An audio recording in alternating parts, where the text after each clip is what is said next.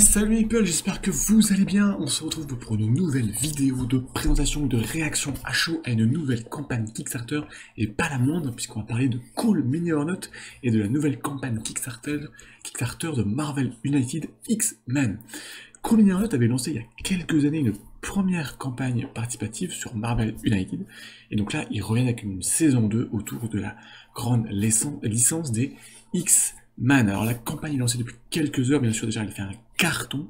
On va un petit peu regarder ce qui vous est proposé, comment est-ce que ça se joue, puisqu'on a eu le retour de la première saison, et puis moi j'ai eu la chance d'avoir la boîte de base, donc je connais le jeu, j'ai pu jouer, je vais pouvoir faire un petit retour, et puis un petit peu réagir, et regarder ce qu'on va faire dans cette campagne participative. Alors, on se retrouve donc sur la plage de la campagne qui est lancée depuis quelques heures, qui est largement financée. Hein. Bon, je tourne cette vidéo, on est près de le compteur s'affole au moment où je parle. On est près des 600 000 euros sur un objectif de 250 000 euros. Il n'y avait pas d'inquiétude pour Call Me or Not. Ils ont lancé, c'est financé.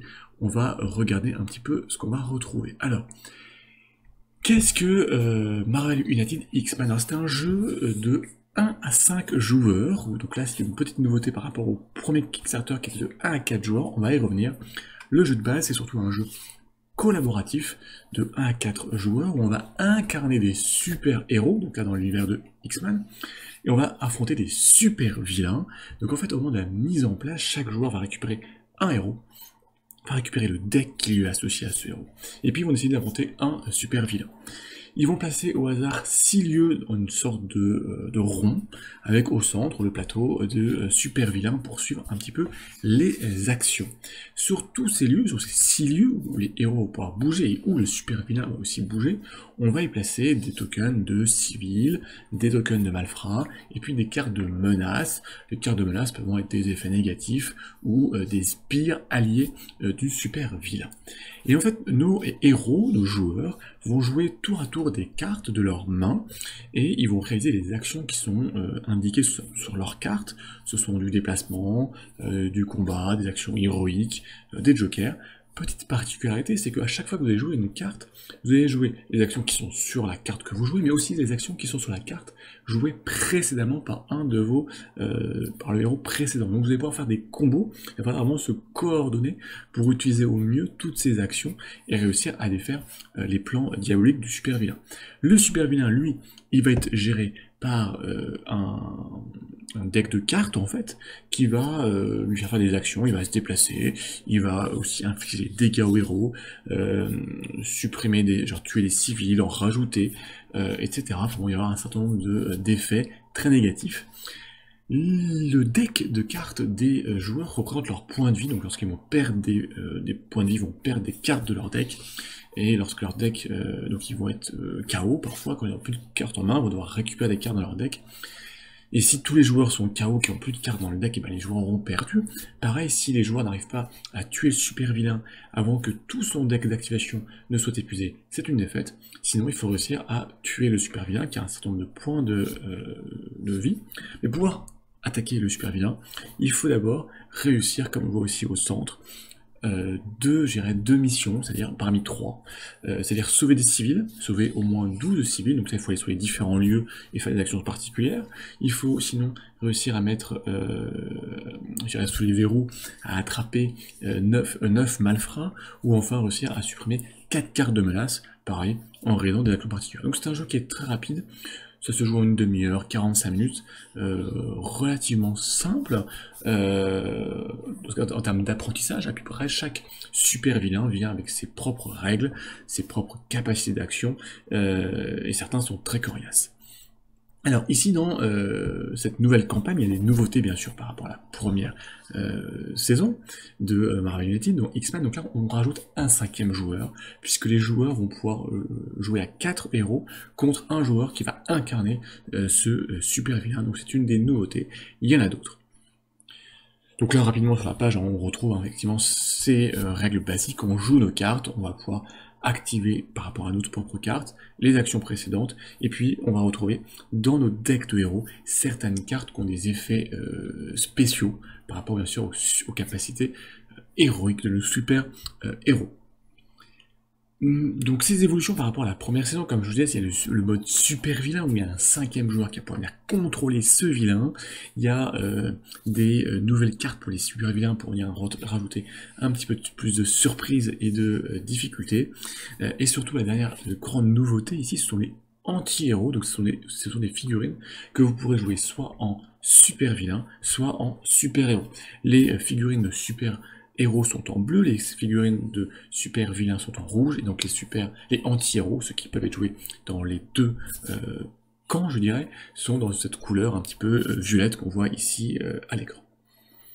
Alors, qu'est-ce qu'on va retrouver dans cette campagne, dans ce pledge? Donc un premier pledge de base, le Mutant Pledge à 65 $, et vous allez voir, il est déjà très fourni, et surtout avec tous les stratégies qui vont être débloqués. Donc on retrouve donc toutes les cartes de lieu, il y a un certain nombre pour avoir au moins 8 cartes de mémoire, pour pouvoir avoir une certaine rejouabilité, parce que chaque carte de lieu, une fois la menace défaite, vous donne une action particulière, ça peut être du soin, des déplacements gratuits, récupérer des cartes dans vos decks, etc.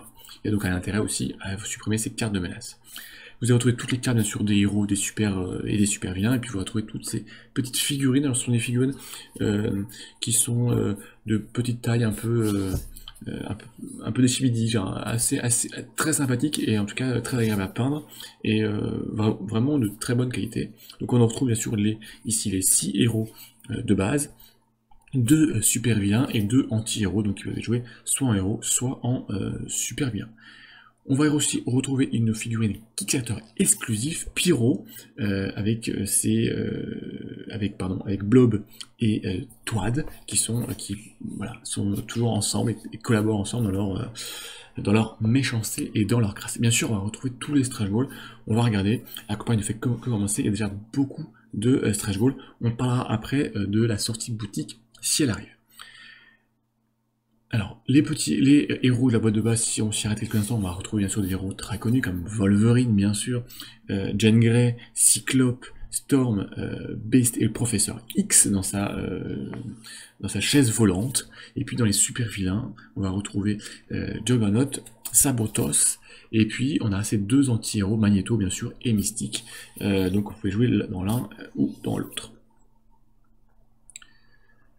On va passer sur le matériel des cartes, et tous les tokens, vraiment tout ce qui vient avec. Vous avez quelques vidéos de présentation en anglais si ça vous intéresse.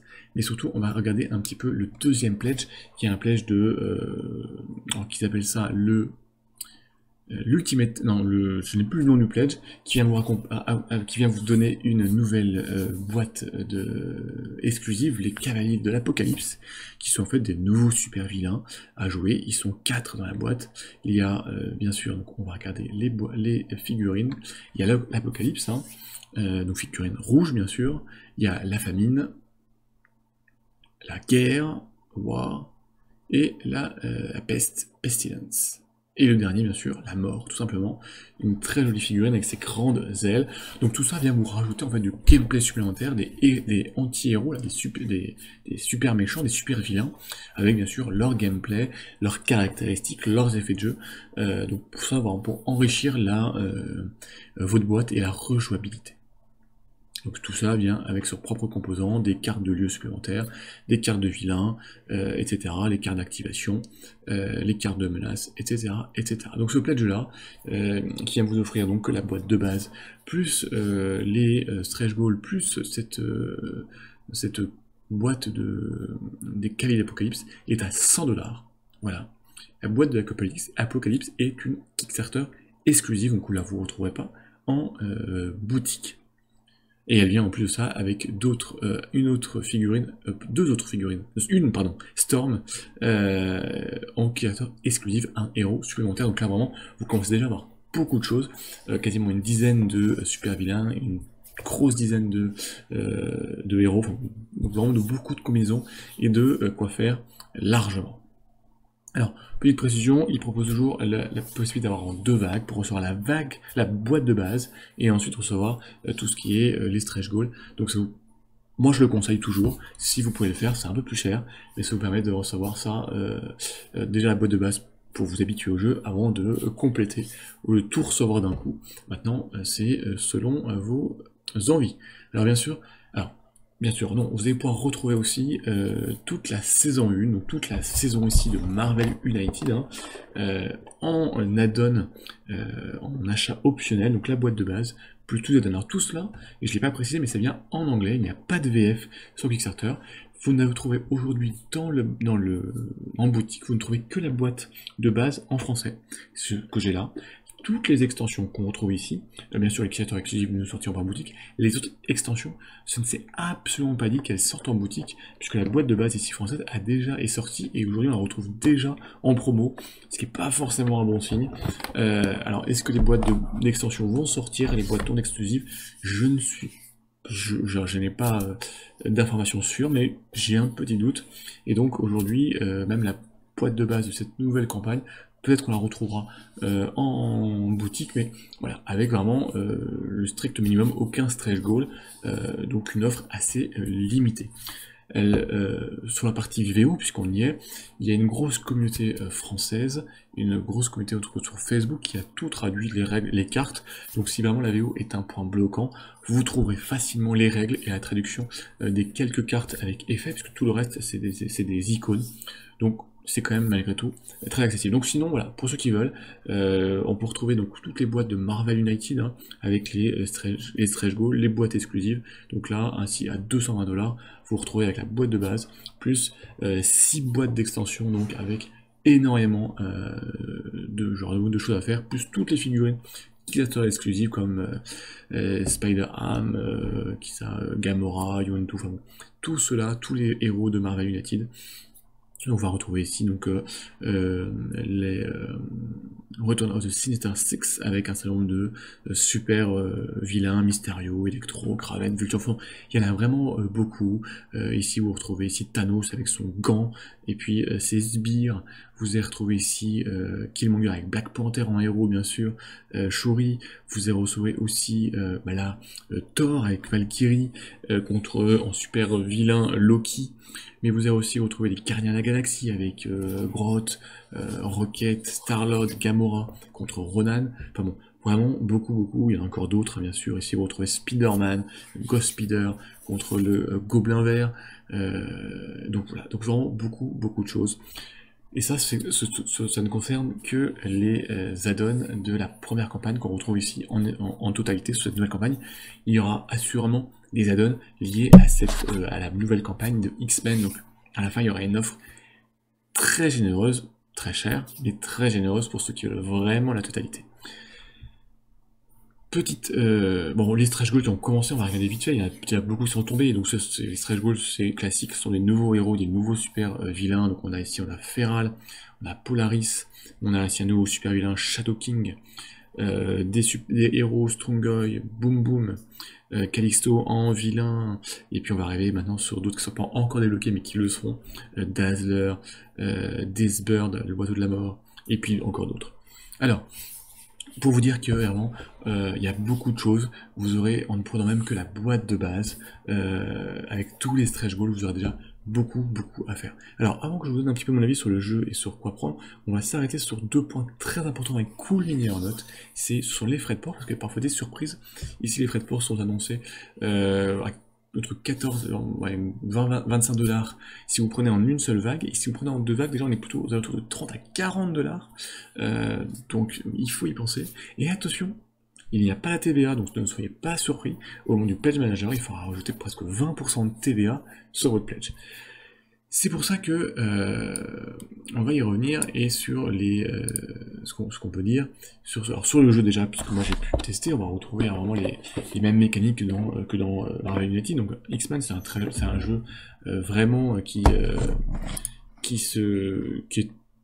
très simple, genre très familial, assez stratégique, hein, lorsque vous devez vraiment combiner, vous devrez vraiment faire un maximum de combos entre vos super-héros pour défaire les capacités de votre super-héros. Donc c'est vraiment un jeu qui est très plaisant, même en solo, vous pouvez jouer en famille, avec vos enfants, c'est très accessible, c'est très rapide, 45 minutes la partie est jouée, donc vraiment, il n'y a pas de difficulté.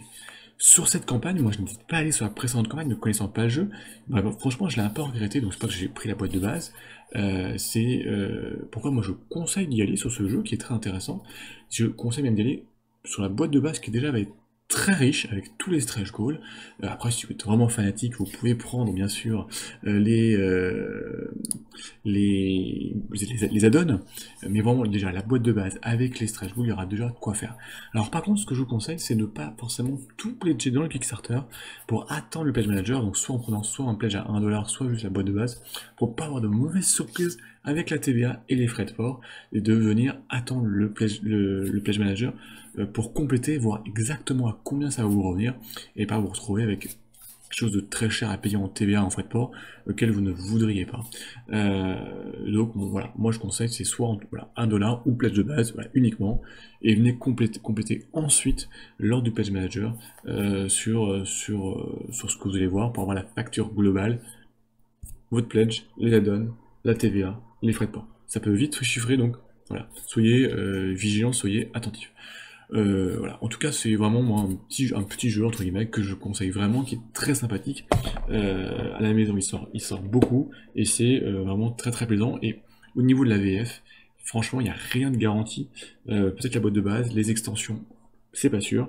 Donc voilà, maintenant la VO, comme je vous le disais, allez voir sur Facebook, je vous mettrai des liens. Il y a de quoi largement retrouver toutes les traductions, des règles, des cartes. Donc ça reste très très accessible. Et ben voilà, on a fait le petit tour de cette campagne Cool Mini Note, hein, qui bien sûr dépasse déjà, fait encore des chiffres astronomiques, mais ça avec Cool Mini Note, on n'est pas surpris. Au niveau des livraisons, c'est annoncé pour fin d'année, en tout cas pour la première vague, et puis la deuxième vague sera en début 2022, si je me trompe pas, donc voilà, ça va arriver assez vite. Voilà, et ben comme d'habitude, n'hésitez pas vous dans les commentaires, et puis vous saoulez, dans les commentaires à dire, voilà, est-ce que le jeu vous plaît, est-ce que vous y allez, est-ce que vous y allez pas, qu'est-ce que vous conseillez, si on est d'accord ou pas d'accord, on échange comme d'habitude, toujours plaisant, on arrive bientôt auprès des 2000 abonnés, donc allez-y, accrochez-vous parce qu'il y a plein de belles choses qui se préparent, et c'est vraiment toujours un plaisir de partager avec vous cette passion du jeu, cette passion des Kickstarter, vous donner mon avis, pour essayer de vous faire votre avis, c'est ça qui est le plus important, et surtout qu'on ait un grand temps pour jouer. Je vous dis à très vite pour de nouvelles aventures. Ciao les people!